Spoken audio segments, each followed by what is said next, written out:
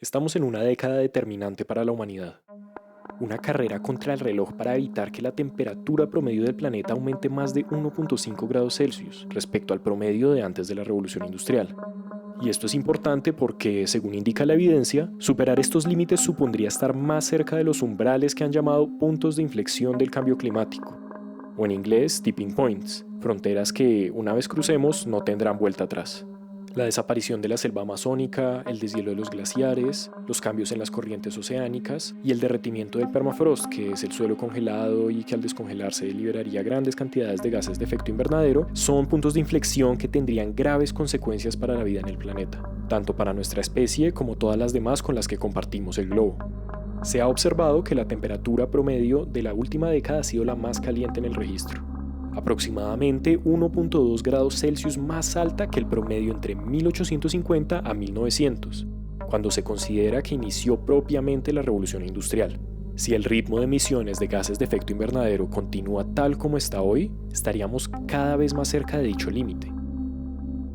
En el 2015, los países firmaron el Acuerdo de París, en el que se comprometieron a realizar acciones que estuvieran encaminadas a limitar el aumento de la temperatura promedio del planeta a máximo esos 1,5 grados.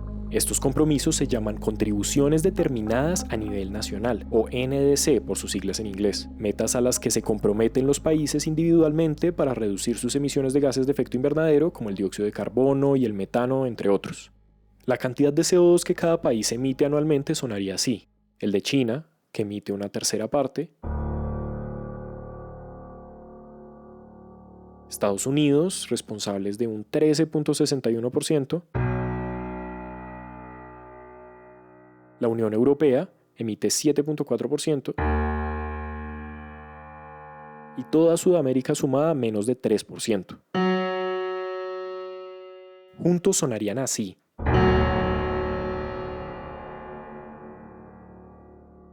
la Sinfonía del Dióxido de Carbono.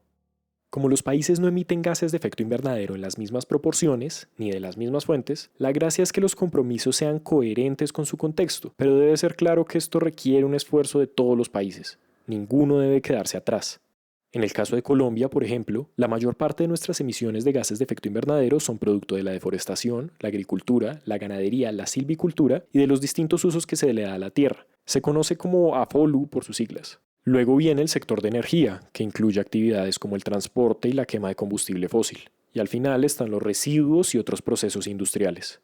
En países del norte global o China, en cambio, la producción de energía tiende a ser el sector que más gases emite. Y en países como Colombia, pues uno ve que hay muchas más emisiones relacionadas con los temas que nosotros llamamos AFOLU, porque es agricultura, bosques y usos del suelo y cambios de uso del suelo. Eso es lo que incluye. Entonces, cuando pensamos en diferentes formas para reducir las emisiones de gases de efecto invernadero en un país como el nuestro, que tiene una carga de sus actividades hacia lo agropecuario muy fuerte, que tenemos casi el 50% de nuestro territorio cubierto de bosque, pues claro que toma relevancia ver cómo desarrollamos soluciones basadas en la naturaleza para poder reducir nuestras emisiones. Ella es Camila Rodríguez. Bueno, mi nombre es Camila Rodríguez y lidero el programa de soluciones basadas en la naturaleza para la mitigación del cambio climático dentro de The Nature Conservancy Colombia, que es una ONG dedicada a la conservación. Estas soluciones basadas en la naturaleza a las que se refiere Camila buscan que los ecosistemas sean aliados a la hora de enfrentar y mitigar los efectos del cambio climático, y se puede hacer de distintas maneras. Una es transformando y optimizando las prácticas agropecuarias de forma que los usos que se le dan al suelo sean menos dañinos con el ambiente. ¿Cuáles son esas actividades que desarrollamos en diferentes lugares y ecosistemas y cómo podemos hacer para que esas actividades sean más sostenibles y nos ayuden a tener impactos positivos en el clima y en la conservación de la biodiversidad? Son acciones que precisamente están muy relacionadas con el uso del suelo, la fuente principal de emisiones en el país.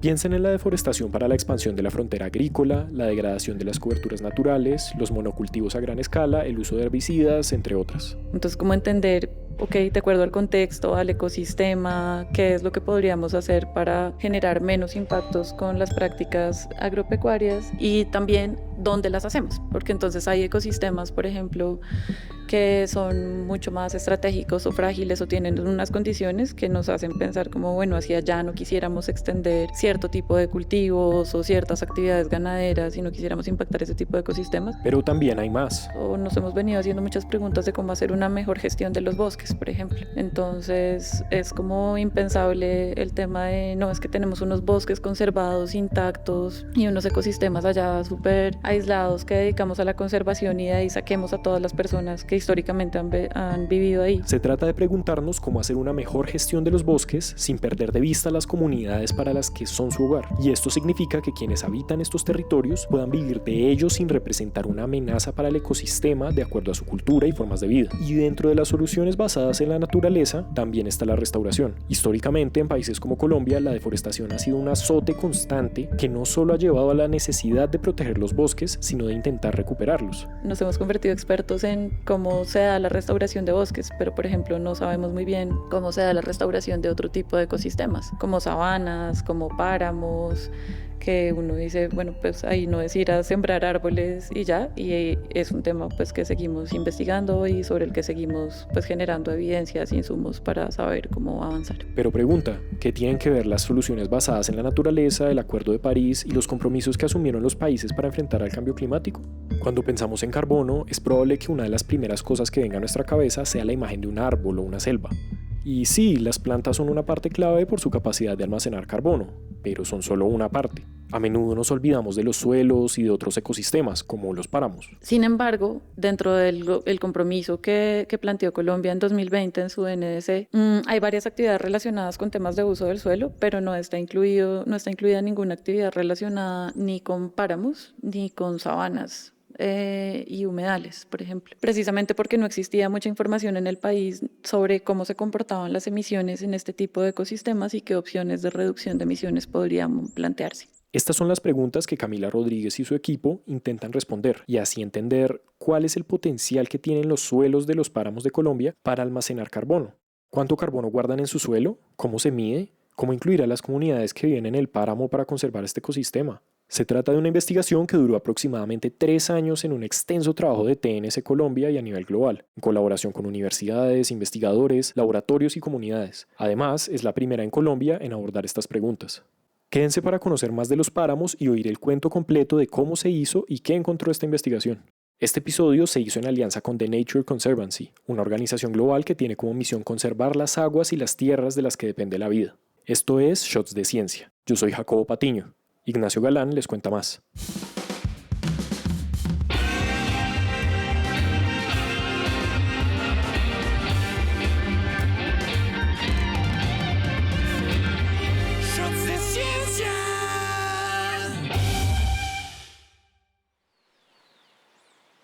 Los páramos per se son un ecosistema de vital importancia en nuestro país y ahí encontramos pues los datos que típicamente nos repiten del 70% del agua que consumen los colombianos y las colombianas vienen de los páramos. Es un ecosistema que está solamente en 5 países del mundo: Colombia, Venezuela, Ecuador, Perú y Costa Rica.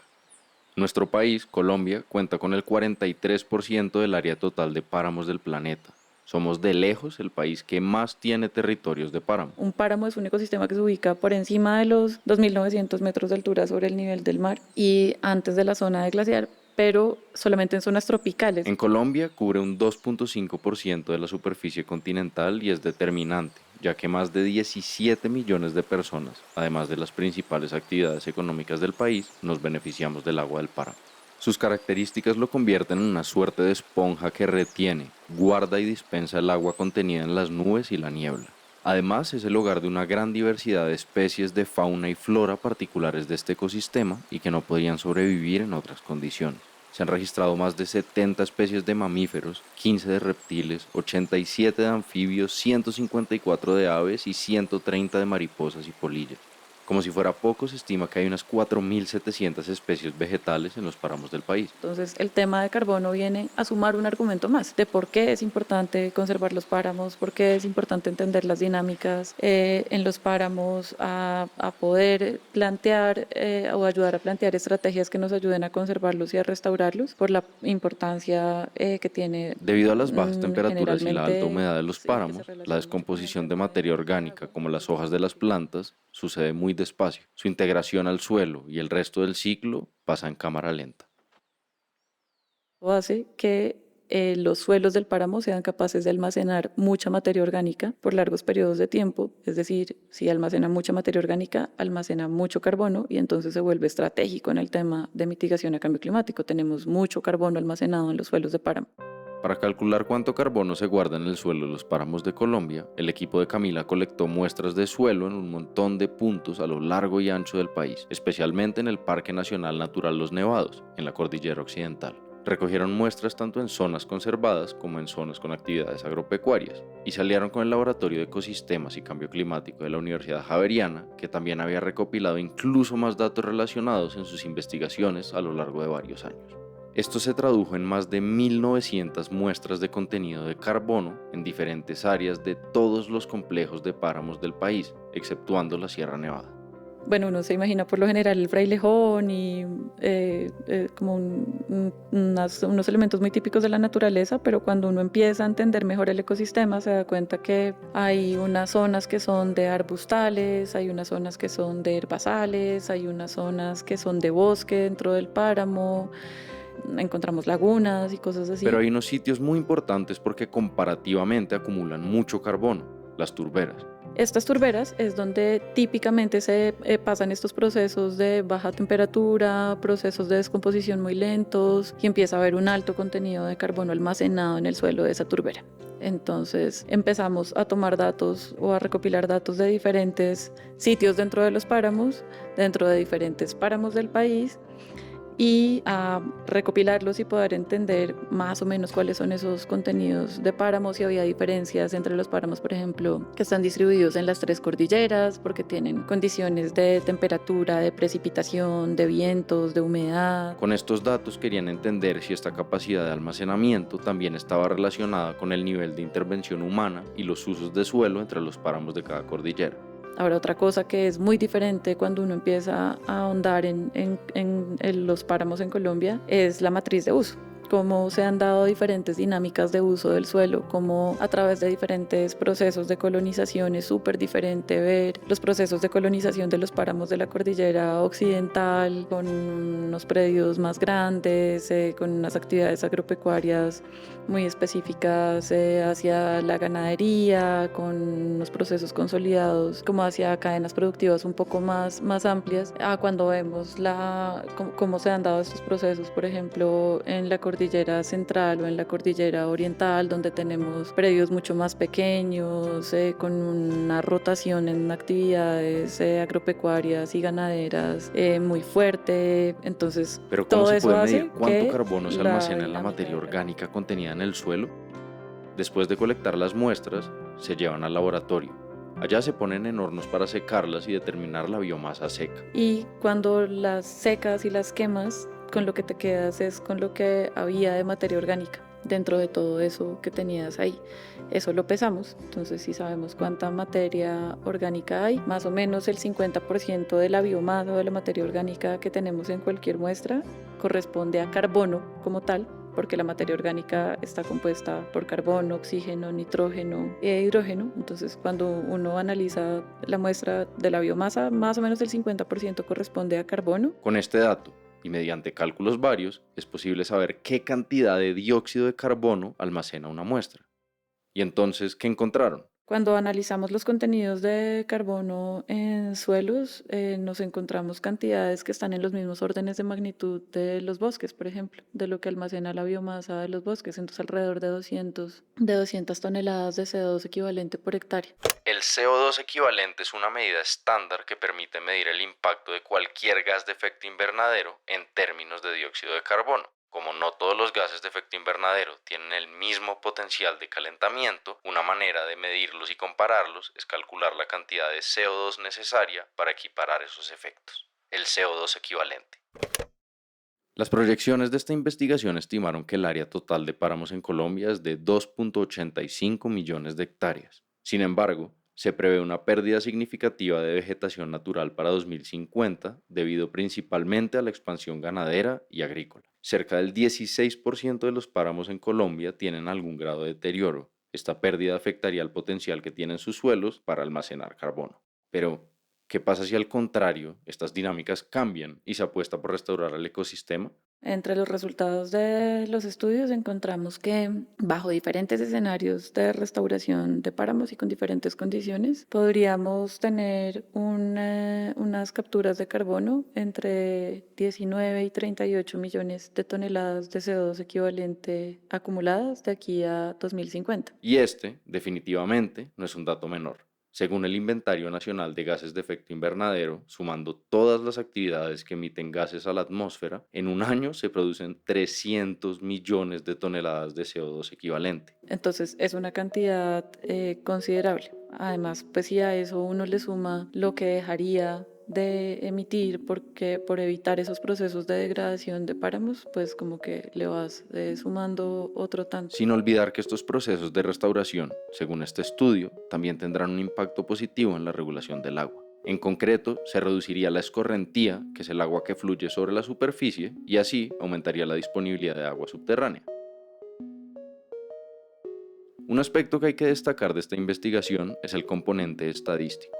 Primero, les permitió tener una idea de la cantidad de carbono que puede almacenarse en el suelo de los páramos de Colombia, pero también para entender si estos contenidos de carbono podrían depender de variables como la cobertura vegetal, la lluvia, la temperatura e incluso la inclinación del terreno. Resulta que la cantidad de carbono almacenado en el suelo no solo puede cambiar entre distintos páramos, también puede cambiar entre distintas locaciones de un mismo páramo. Ahí tuvimos grandes lecciones aprendidas porque nuestra hipótesis inicial era pues claramente la cobertura es lo que lo explica o el uso que le estoy dando a esa área o si es un herbazal o es una turbera. Pero cuando empezamos a hacer las correlaciones ya a nivel estadístico nos dimos cuenta que no era la variable que necesariamente estaba teniendo más peso y que por el contrario la temperatura y la precipitación y las lluvias tenían mucho peso sobre el comportamiento de almacenamiento de carbono en suelos. Esto nos lleva a plantear más preguntas. Y si estamos planteando que tenemos escenarios de cambio climático precisamente donde esa temperatura, esas dinámicas de temperatura y precipitación van a cambiar en el tiempo, entonces, ¿qué pasa? Si las temperaturas en los páramos van a aumentar en promedio, ¿eso qué efecto va a tener sobre la capacidad de los páramos de almacenar carbono y de sus suelos? Entonces, esto en realidad nos lleva a más y más preguntas que tienen que seguirse investigando y en donde se tiene que seguir ahondando.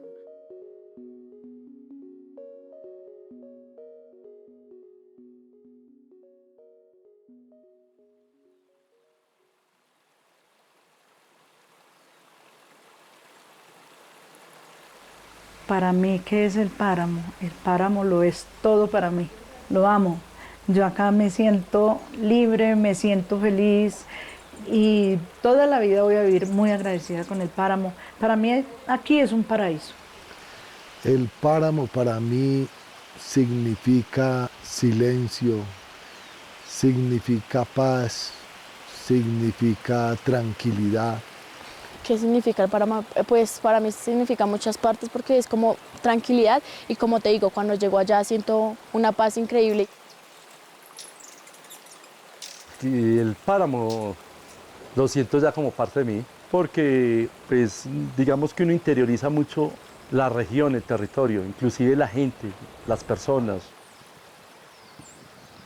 El páramo es vida porque el páramo nos otorga el agua, que es un alimento vital y fundamental para la vida de nosotros. Pero en sí el páramo es vida, es fuerza, es fortaleza y es una tranquilidad inmensa. El páramo es un estilo de vida. El páramo bien manejado nos da muchas satisfacciones. Los paisajes que hay en el páramo no los ve usted en ninguna parte del mundo. El páramo está lleno de gente buena, trabajadora, echada para adelante, gente que quiere hacer las cosas bien. El páramo, yo creo que lo dijo un poeta hace muchos años, es la alcancía del cielo. Para mí el páramo significa todo. Estas son las voces de Alicia Castellanos, Jaime Montes, Alexander Rosso, Nidia Buitrago y José Pérez. Viven y trabajan en distintas zonas de páramo del Parque Nacional Natural Los Nevados, donde el equipo de TNC Colombia colectó las muestras. Sus voces hacen parte de los casi 80.000 colombianos y colombianas, mayoritariamente campesinos, que viven en los páramos del país. Una de sus grandes necesidades es ser tenidos en cuenta a la hora de tomar decisiones sobre la conservación de los páramos.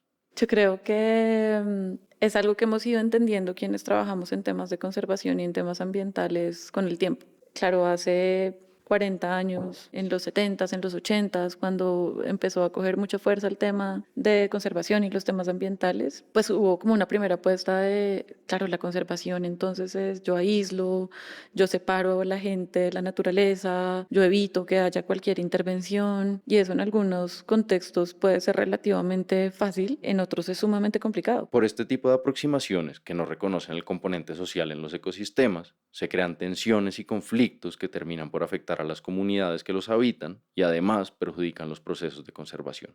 Haciendo esta reportería, por ejemplo, encontramos una gran preocupación entre los trabajadores. Por lo general, las acciones de conservación se pactan exclusivamente con quienes son dueños de las tierras, desconociendo muchas comunidades campesinas que viven y trabajan en las fincas, pero no les pertenecen. En Colombia, cerca del 81% de la tierra productiva es propiedad del 1% de la población. Los páramos tienen una parte social y económica que no se imaginan, que uno no cree que haya tanta gente que dependa de esto, porque, y lo que yo siempre he dicho, un escritorio puede con todo, y uno sentado en Bogotá dicta normas y dicta leyes muy fáciles, pero vaya, aplíquelas sin sentido social, ¿cierto? Y también económico, porque mucha gente vivimos es de esto. Él es José Fernando Pérez, propietario de la Hacienda del Bosque, ubicada en Manizales. Uno no puede vivir del aire, tiene que haber una corresponsabilidad y una sostenibilidad y un equilibrio entre la parte ambiental y la parte económica, porque a mí sí me gustaría, claro, si el día de mañana me dicen, pues yo le doy tanto, yo le pago tanto por ceder su finca para sembrar y para proteger, pues yo lo pensaría, ¿cierto? Pero en estos momentos no hay políticas claras. Para don José Fernando es clave que el diálogo entre distintos sectores reconozca la complejidad de estos territorios. Yo creo que sería importante buscar alternativas, ¿cierto? Yo decir que cedería toda la finca no creo que lo haga.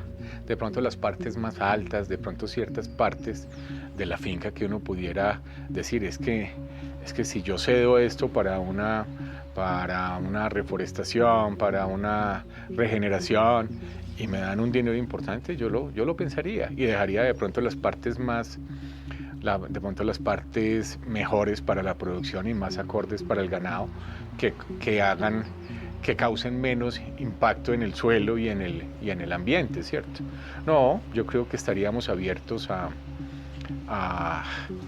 escuchar propuestas y entonces buscaríamos un equilibrio entre casi que la parte sentimental y productiva y la parte ambiental. La realidad es que en los páramos, como ocurre con otros ecosistemas, la relación que entablan las personas con el territorio va más allá de lo productivo, y esto debería ser tenido en cuenta a la hora de crear planes de manejo y políticas de conservación. Esto opina Camila. No tiene sentido que termines generando dinámicas de expropiación y de que las personas tengan que abandonar sus territorios o tengan que cambiar prácticas culturales que en algunos casos son ancestrales. En los páramos llevan habitados no solo décadas, sino cientos de años, generando unas dinámicas también culturales muy típicas de esas zonas. Entonces, el plantear instrumentos para la conservación, para la restauración de los páramos, no puede estar aislado de eso. Sin olvidar que estos instrumentos de conservación o restauración también deberían reconocer las diferencias entre territorios. No es lo mismo pensar estrategias para el páramo de Sumapaz, el más grande del mundo, que para el Parque de los Nevados. Porque las dinámicas no solamente ambientales y geográficas, sino que socioculturales son súper diferentes. y esto tiene que ser una variable clave que esté en el centro de la forma en la que nosotros entendemos la conservación y llevamos a cabo los procesos de conservación con la gente. No es alguien llegando a decirles, es que yo tengo un modelo que representa mi mejor forma de ver la realidad y entonces ven y vamos a hacer esto en tu territorio porque es tu territorio y es tu forma de ver el mundo y de relacionarte con él. Investigaciones como las que realiza el equipo de TNC son una pieza clave del rompecabezas necesario para entender los páramos colombianos con todos sus matices. El almacenamiento de carbono, la regulación del agua, la biodiversidad terminan siendo argumentos que sirven para conservar este ecosistema, pero no deben verse de forma aislada ni en conflicto con las personas que viven en los páramos y que muchas veces han habitado estos territorios por generaciones. Uno no puede pararse en un páramo y leerlo como en Matrix a punta de toneladas de CO2 equivalente. Pues eso no tiene ningún sentido. Lo lees a través de la gente y les das argumentos a través de variables ambientales para que se puedan generar instrumentos para la conservación. Este episodio se hizo de la mano con The Nature Conservancy Colombia, una organización global dedicada a la conservación del medio ambiente. Si quieren tener más información al respecto, pueden encontrar distintos enlaces en la descripción del episodio. Les invitamos a que ustedes también nos ayuden a enriquecer la conversación, que nos cuenten sus perspectivas y nos expresen cualquier duda que les haya surgido. Además de este podcast, no se pueden perder el mini documental que sacamos al respecto y un breve libro en el cual se resumen los principales hallazgos y las metodologías de esta investigación. Nos encuentran como @shotsdeciencia y a TNC como @TNC_Colombia en todas las redes sociales. Esto es Shots de Ciencia, yo soy Ignacio Galán y muchas gracias por su tiempo y su atención. Nos vemos la próxima.